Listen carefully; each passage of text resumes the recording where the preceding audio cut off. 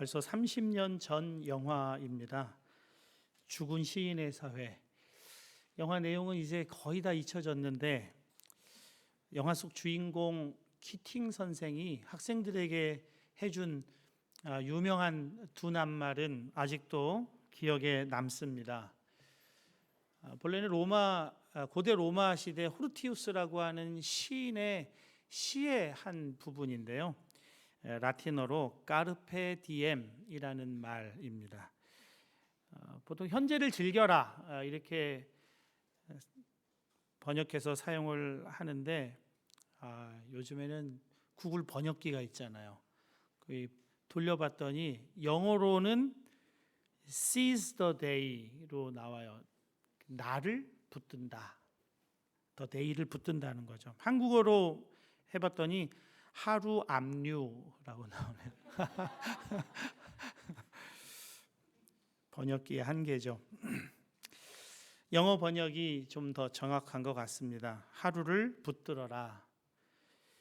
조금 더 의미를 부여해서 본다면 시간을 붙들어라. 시간을 살아라. 그렇게 할 수 있겠습니다.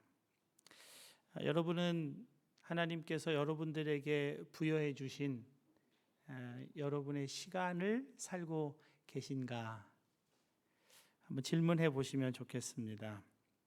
시간을 살지 못하게 하는 여러 가지 것들이 있는데요. 그 중에 가장 시간을 살지 못하게 하는 것은 공간을 탐내며 사는 것입니다. 한 순례자가 어떤 성을 지나는 길에 성주를 찾아와서 하룻밤 묵어가기를 청합니다. 성주가 딱 잘라 거절하면서 이렇게 말합니다. 나는 당신들 같이 빈둥거리는 나그네들은 딱 질색입니다. 여관을 찾아가시오. 우리 집은 여관이 아닙니다. 순례자는 이 말을 잠시 듣고 물끄러미 성주를 바라보다가 이렇게 말합니다. 한마디 말만 묻고 가겠습니다.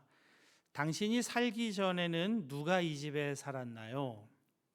물론 나의 아버지요. 그 이전에는 나의 할아버지요.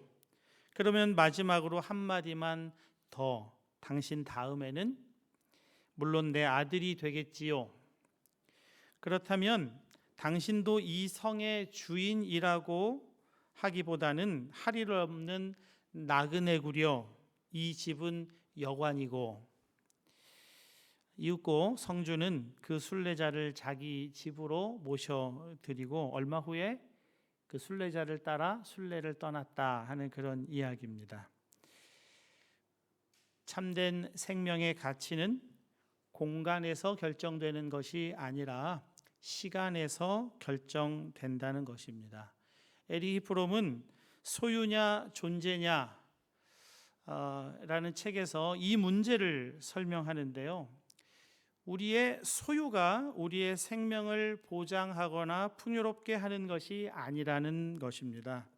어떤 존재로 사느냐가 생명의 의미를 담고 있다 하는 것입니다. 여행들 많이 다니잖아요. 여행 간다고 다 행복한 것만은 아닌 것 같아요. 누구랑 여행 가느냐, 그게 사실 그 여행의 질을 결정하기도 합니다.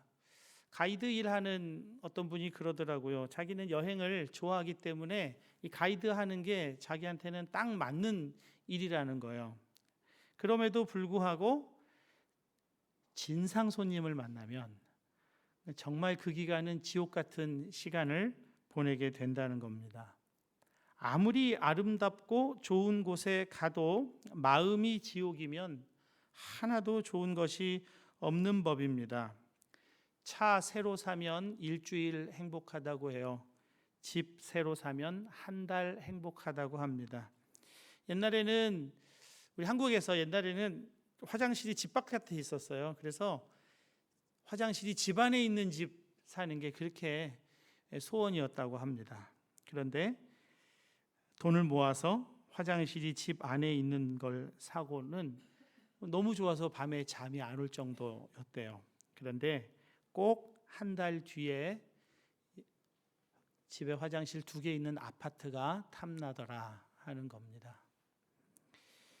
평생 집 사다가 인생이 끝난다면 얼마나 어리석은 일입니까? 그 집에서 제대로 한번 살아보지도 못하고 그 더 넓은 집, 더 좋은 집 사겠다고 돈 모으다가 인생 다 끝난다는 겁니다. 사람에게는 하나님이 아니시면 채울 수 없는 커다란 항아리가 있대요. 어떤 소유로도 결코 행복할 수 없고 명예, 지위 이런 것으로 결코 행복할 수 없다 하는 것입니다. 우리가 사는 세상을 성경은 악한 세상이라고 규정하고 있습니다. 요한일서 5장 19절인데요. 또 아는 것은 우리는 하나님께 속하고 온 세상은 악한 자 안에 처한 것이며. 여러분, 온 세상이 쫓고 있는 것이 무엇입니까? 배고프면 돌이라도 떡으로 만들어 먹으라는 것 아닙니까? 높은 데서 뛰어내려도 다치지 않는 능력으로 사람들의 주목을 받으라는 것 아닙니까? 사단에게 절 한번 하고 천하만국을 손에 넣으라는 것 아닙니까? 수단과 방법을 가리지 않고 배만 부르면 된다는, 먹고 살려면 어쩔 수가 없다는 그런 것을 세상이 말하고 있지 않습니까? 유명 스타가 되라고 합니다. 사람들이 깜짝 놀라 대단한 사람이라고 추앙하게 하라는 겁니다. 천하만국을 소유하면 행복해질 거라고, 사단에게 절을 하더라도 천하만국만 가진다면 그건 행복의 길이라고 세상은 말합니다. 그러면 행복해진다는 것입니다. 요한일서 2장 16절 17절이 이것을 아주 정확하게 정리해주고 있습니다. 이는 세상에 있는 모든 것이 육신의 정욕, 안목의 정욕, 이생의 자랑이니 다 아버지께로부터 온 것이 아니요 세상으로부터 온 것이라. 이 세상도 그 정욕도 지나가되 오직 하나님의 뜻을 행하는 자는 영원히 거하느니라.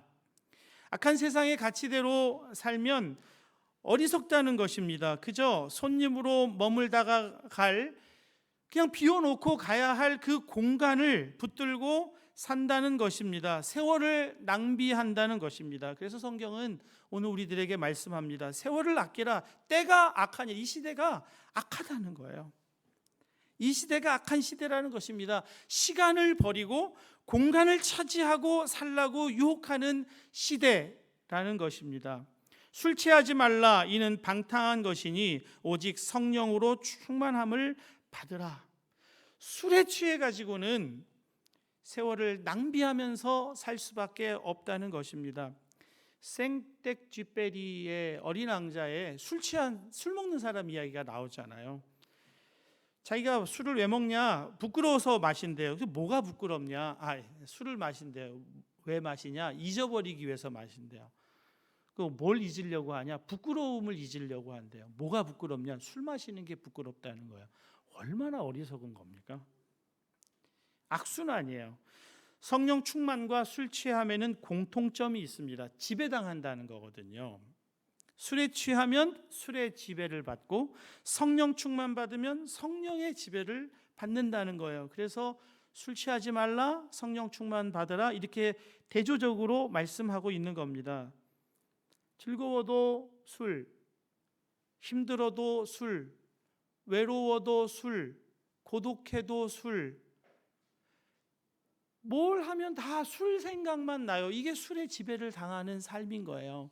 술 한 잔 했으면 딱 좋겠다.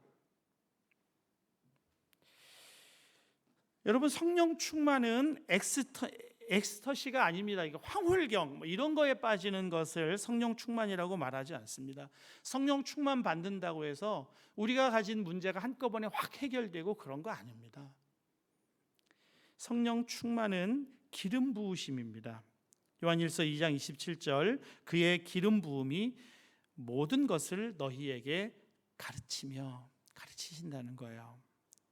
고린도전서 2장 10절, 성령은 모든 것 곧 하나님의 깊은 것까지도 통달하시느니라.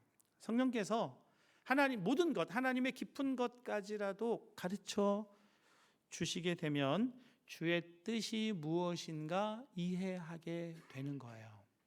그래서 성령 충만을 받으라고 권고하고 있는 것입니다. 우리에게 주어진 이 소중한 생명, 이 시간을 어떻게 살아야 하는지를 이해하게 된다는 거예요. 그게 세월을 아끼는 것입니다. 시간을 붙잡고 사는 것이고 시간을 사는 것이 되는 거예요. 성령께서만 그렇게 해주신다는 겁니다. 오늘 말씀을 통하여 우리는 주의 뜻을 세 가지 발견하게 됩니다. 첫 번째로 찬양하라입니다. 우리 같이 한번 이 말씀을 읽겠습니다. 시작. 시와 찬송과 신령한 노래들로 서로 화답하며 너희의 마음으로 주께 노래하며 찬송하며. 사랑하는 여러분, 찬양의 능력이 있습니다. 주께 찬양하며, 여기 능력이 있어요. 우리가 찬양할 때 악한 영의 견고한 진이 파해지는 놀라운 역사가 일어납니다. 여리고성 전투에서 이스라엘이 사용한 무기가 무엇입니까? 나팔 부는 거였어요. 여호수아 6장 20절에 이에 백성은 외치고 제사장들은 나팔을 불매 백성이 나팔 소리를 들을 때에 크게 소리질러 외치니 성벽이 무너져 내린지라. 여리고성의 붕괴는 하나님을 찬양하는 나팔 소리와 백성들의 함성 때문이었습니다. 시편 150편 3절에 나팔 소리로 찬양하며 비파와 수금으로 찬양할지니라. 여호사밧 왕이 암몬, 모압 강력한 나라였죠. 옛날에는 아람 군대, 연합군의 큰 군대가 쳐들어왔을 때 두려웠어요. 근데 하나님이 내가 너와 함께 하겠다 이렇게 약속을 듣고 전투하러 나갈 때 놀랍게 행하는 것이 있는데, 여러분 전투하러 나가는데 찬양대를 맨 앞에 세워요. 찬양대를 맨 앞에 세워서 찬양하면서 나가게 합니다. 그리고 악한 영의 견고한 진이 찬양으로 무너지니까 실제적인 전투에서도 대승을 거두게 됩니다. 찬양은 단순한 노래나 우리의 흥을 돋우는 음악이 아닙니다. 찬양을 그렇게 사용하려고 한다면 그건 잘못 사용하고 있는 거예요. 우리의 마음을 흥겹게 하거나 우리의 마음을 들뜨게 만들기 위해서 찬양을 사용해서는 안 됩니다. 흥분을 조장하려고 하는 것이 아닙니다. 찬양은 하나님을 찬양하는 것, 하나님을 높여드리는 겁니다. 하나님을 칭찬해 드리는 거예요. 하나님의 오르심을 선포하는 것입니다. 어떤 상황에서라도 하나님은 오르십니다. 이게 찬양이에요. 바울이 빌립보 감옥에 억울하게 매맞고 갇혀서 한밤중에 한 것도 기도하고 찬송함에였습니다. 억울하게 매맞고 전도도 못하게 된 상황이지만 바울은 그 상황에서도 하나님은 오르십니다 하고 선포했다는 거예요. 그냥 개미 소리만큼 이렇게 찬양한 게 아니라 한밤중에 모든 죄수들이 다 들을 수 있을 정도로 큰 소리로 찬양했다는 거예요. 확신을 가졌어요. 하나님이 오르세요. 곧 옥터가 흔들리고 감옥문이 다 열리게 되는 놀라운 일이 일어나죠. 우리 교회는 찬양이 참 풍성합니다.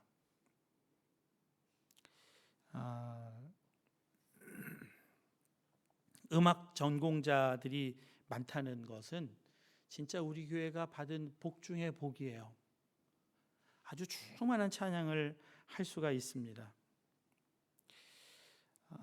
그래서 그 음악 전공하시고 오셔서 한국에서는 다 페이 받고 하는 일인데 여기는 뭐 그냥 나 자원해서 봉사로 찬양대만 그런 음악 전공자인데 회중에도 음악 전공자들이 있어가지고 아주 충만한 찬양을 하잖아요.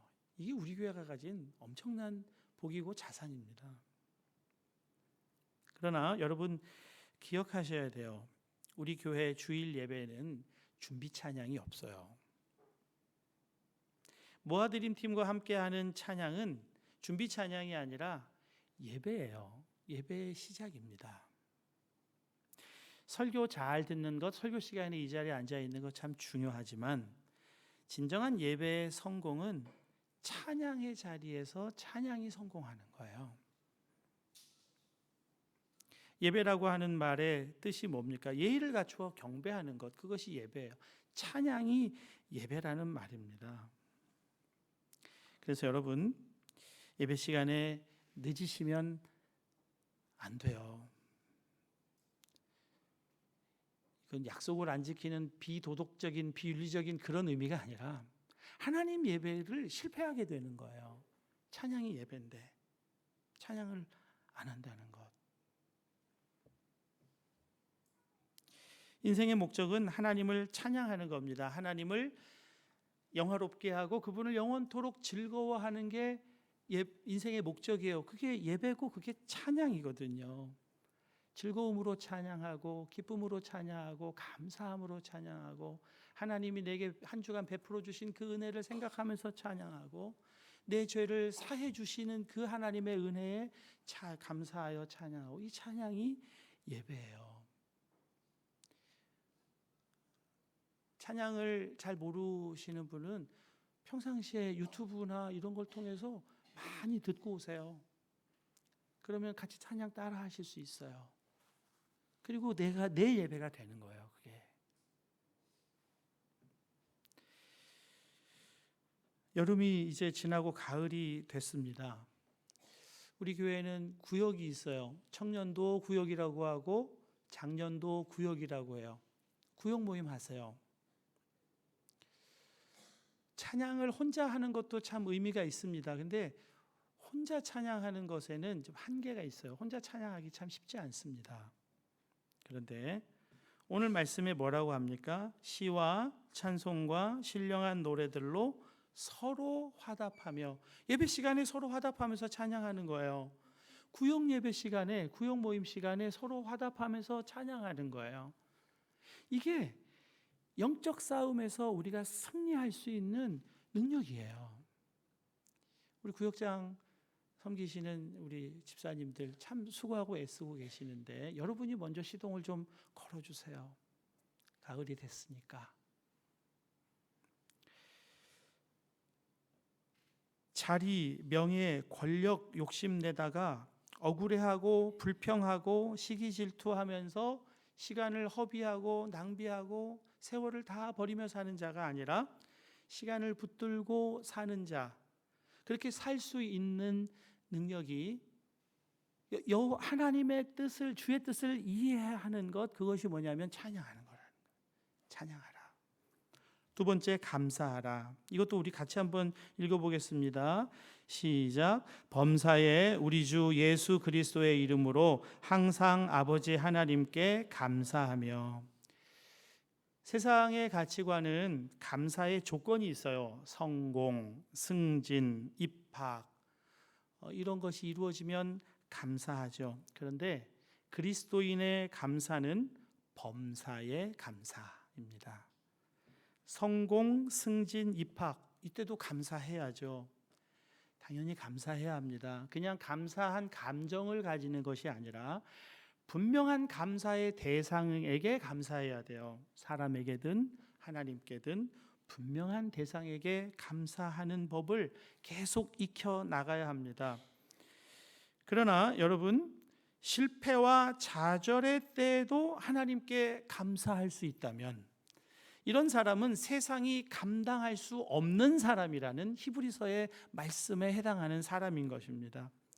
시상식 자리에서 이 모든 영광을 하나님께 올려드립니다. 축구 선수가 골을 넣고 필드 위에서 손 붙들고 하나님께 감사하는 기도를 올리는 거 너무나 귀하죠. 훌륭하죠. 자기가 예수님 믿는 사람이라는 것을 드러내고 영광을 내가 차지하지 않고 하나님께 영광을 돌리겠다고 하는 것 너무나 귀한 마음입니다. 그렇게 해야 돼요. 그러나 실패했는데, 좌절했는데 요동하질 않아요. 그게 내 인생에 큰 문제가 안 돼요. 도리어 하나님께 감사해요. 정말 믿는 구석이 있는 사람인 거죠. 지금은 고인이 되신 한동대 김영길 총장님이 학교 재정 문제로 소송, 고발, 고소를 당하면서 하루 종일 시달립니다. 그러다가 저녁에 와서 식사를 하는데 그렇게 밥을 맛있게 드시더래요. 밥 잘 드시고 방에 들어가시더니 코까지 골면서 그렇게 잠을 잘 주무시더랍니다. 다음 날 아내 되는 권사님이 물어봐요. 어떻게 당신 이런 상황에서 잠이 오냐? 밥이 먹히냐? 그때 했다는 대답, 유명한 대답이 있죠. 죽었는데 뭐. 나는 죽었는데. 놀라운 믿음이죠. 하나님이 옳다고 하는 거, 어떤 상황 때문에가 아니라 하나님은 언제나 옳으시다는 이 믿음 때문에 이렇게 행할 수가 있어요. 높은도 숭의교회 부목사 시절에 김동호 목사님께서 교회 개척하시고 7년 차에 안식년을 가셨습니다. 그런데 안식년 시작한 지 얼마 지나지 않아서 숭의여대 측으로부터 연말까지 예배당을 비워달라는 공문을 받습니다. 미국 가서 안식년을 보내고 계셨어요. 당시 교인이 한 5,000명 정도 되었는데 그 많은 교인이 한꺼번에 들어가서 예배드릴 공간을 찾는다는 건 정말 어려운 일이었습니다. 당시 그 인재양성, 통일한국, 빈민자활 이런 사역들을 보이지 않는 성전이라고 했어요. 그래서 보이지 않는 성전 건축을 위해서 200억을 작정했습니다. 그 200억이면 예배당 문제를 해결할 수도 있었지만 200억을 보이는 성전 건축에 투입하지를 않아요. 그리고 안식년을 중단하고 돌아와서 문제를 해결해야 될 것 같은데 끝까지 안식년은 다 보내십니다. 그리고 돌아와서 첫 번째 설교 때 하신 말씀이 있었어요. 그 공문을 받은 것이 점심시간 때였는데 밥맛이 딱 떨어지더라는 거예요. 걱정 때문에. 그런데 얼마 지나지 않아, 그러니까 몇 분 지나지 않아서 밥맛 떨어지는 자기의 이 마음이, 이런 생각이 자존심 상하더라는 거예요. 내가 이런 일로 밥맛이 떨어지면 하나님 믿는 사람 맞나?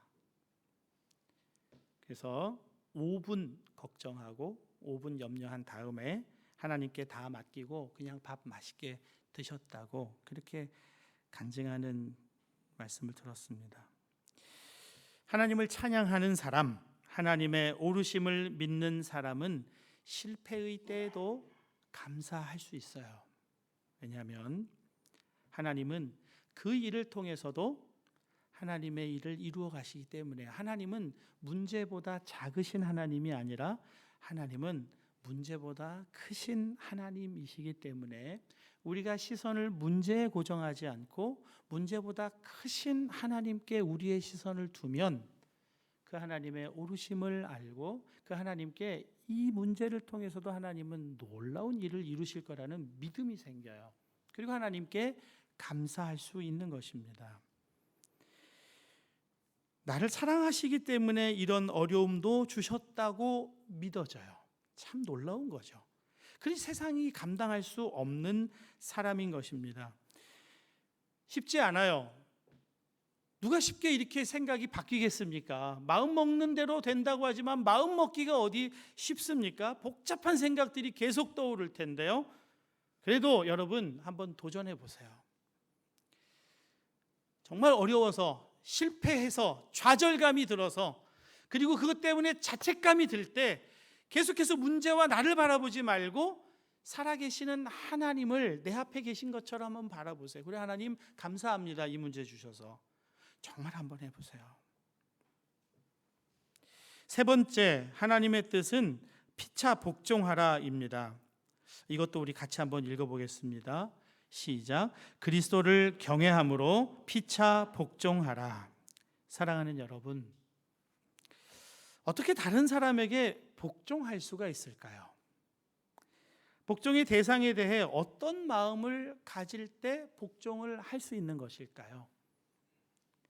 그리스도 안에 있는 다른 지체에 대하여 저가 나보다 더 낫다 하는 이 생각이 복종을 가능하게 해요. 공동체에서 다툼이 일어나는 이유는 굉장한 이유 때문이 아닙니다. 유기성 목사님 제자훈련 교재에 예화가 있는데요. 하루는 여전도에서 다툼이 일어나서 무슨 일인가 하고 알아봤더니 김치를 담그는데, 여전도에서 김치를 담그는데 배추김치를 담글 거냐, 총각무 김치를 담글 거냐, 그거 가지고 싸웠다는 거예요. 교회에 큰 분란이 일어나서 왜 분란이 일어났는가 했더니 피아노를 여기다 놓을 거냐 저기다 놓을 거냐, 그것 때문에 싸움이 일어나서 큰 분란이 일어났다는 거예요. 여러분, 피아노 위치 때문이겠습니까? 김치의 종류 때문이겠습니까? 그런 거 아니에요. 누구의 뜻대로 되느냐, 그거거든요. 누구 마음대로 되느냐, 그거예요. 내가 더 옳은 거예요. 그리고 내 뜻대로 돼야 되는 거예요. 흔히들 하나님의 뜻이라고 얘기하면서, 주님의 뜻이라고 얘기하면서 주장을 하기도 하죠. 참 어려워요. 서로 주님의 뜻이라고 하니까 뭐가 주님의 뜻인지 어떻게 알겠어요?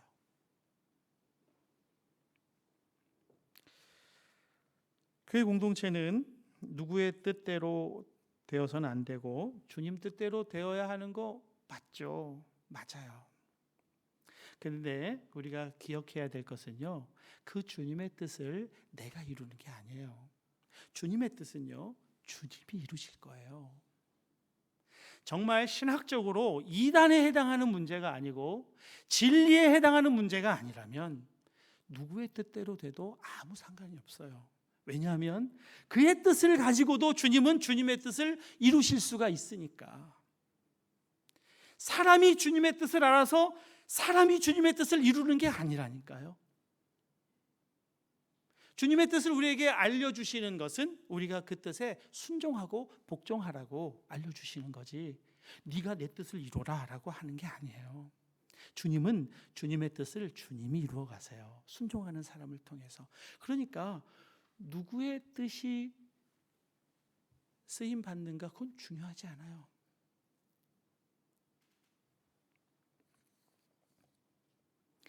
내 뜻대로 안 돼도 괜찮아요. 그리스도를 경외함으로 서로 복종하라, 피차 복종하라 그랬잖아요. 그리스도께서 하실 것을 정말 믿어보라는 거예요. 지금은 저 방법은 아닌 것 같아, 저 방법으로는 안 될 것 같은데, 그렇게 생각이 들어도 주님은 그 방법을 통해서도 주님의 뜻을 이루실 것이라고 믿어드리는 거예요. 그게 그리스도를 경외함으로 피차 복종할 수 있는 거예요. 내 뜻을 꺾을 수가 있어요. 내 뜻을 내려놓을 수가 있는 겁니다. 사랑하는 여러분, 무엇보다 우리가 중요하게 여겨야 할 것이 있습니다. 세상 가치관을 따라 살면 세월을 다 허비하고 낭비하고 정말 죽음을 눈앞에 두고 후회할 일들만 가득하게 갖고 살게 된다는 거예요. 인생 헛살았구나, 가슴 칠 일만 남는다는 거예요. 욕심내고 억울해하고 원망하고 불평하고 시기 질투하다가 시간 다 허비하고 놓치고 살게 된다는 거예요. 여러분, 실패의 때에도 행복할 수 있어야죠. 좌절의 때에도 감사할 수 있어야죠. 하나님 나라 가치관으로 살기 때문에 그런 것입니다. 이런 일을 통해서도 이루어 가시는 주의 뜻, 그것이 무엇인지를 우리가 계속 이해해 가는 것은 너무나 중요해요. 찬양을 통해, 감사를 통해, 서로 복종하는 일을 통해서 주의 뜻을 계속해서 이해하고 그 주의 뜻에 순종해 나가는 것입니다. 성령님께서요, 우리 안에 성령님이 충만하면 정말 어렵고 정말 이거는 아닌데 하는 그런 상황에서도 찬양해야지, 정말 가슴을 짓누르는 일들을 만나도 감사해야지, 성령님이 가르치신다니까요. 우리가 마음을 바꾸는 게 아니라 성령님이 가르치신다니까요. 그러면 마음이 바뀌어져요. 찬양, 감사, 복종, 그게 가능해져요. 내 마음 먹어서 되는 게 아니라는 거예요. 그래서 우리가 구해야 될 것은 술 취하지 말라, 오직 성령으로 충만함을 받아라. 성령께서 우리 안에서 가르쳐 주실 것이기 때문입니다. 성령 안에서 모든 상황 속에서 찬양하고 감사하고 기뻐하고 서로를 낮게 여기고 복종하는 저와 여러분 되실 수 있기를 축복합니다. 우리 이 시간에 잠시